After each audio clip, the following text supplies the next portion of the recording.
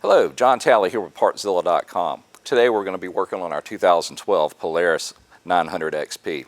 What we're going to start with, in the process of getting down to the engine, there's a whole lot of things that have to happen. This is step one.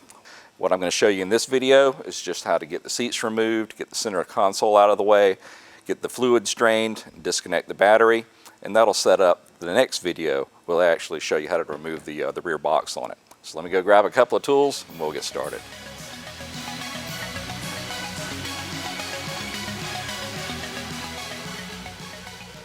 Alright guys, let's go ahead and get these seats out of the way.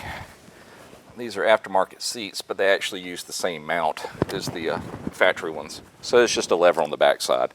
Pop that and then they'll just lift out.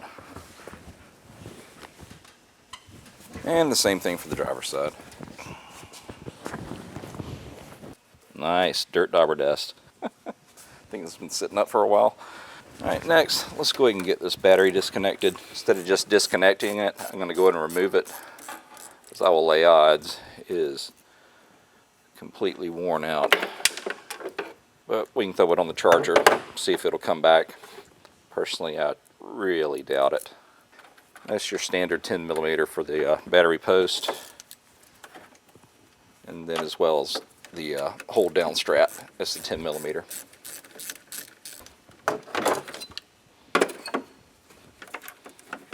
Go ahead and just take it all the way out. Alright, let's go ahead and get the oil drained out of this thing. I'll be curious to see if it's got any metal chunks in it.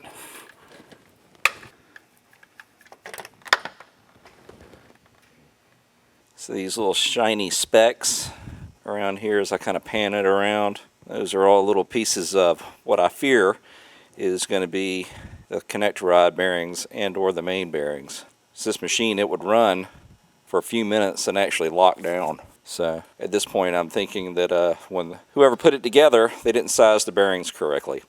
Alright guys, let's go and get this cover out of the way. Going to remove our radiator cap. And next, we're going to drain it.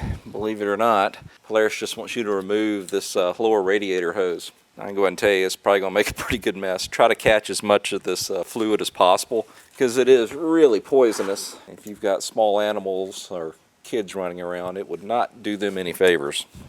Alright, grab that clip, go ahead and move it down, break it loose, but don't tug on it too hard. Don't want to damage the radiator itself.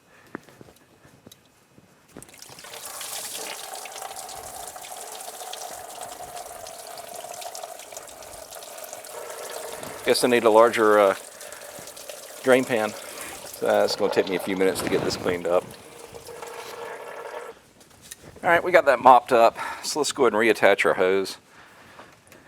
There's still going to be some more, and radiator fluid in different pockets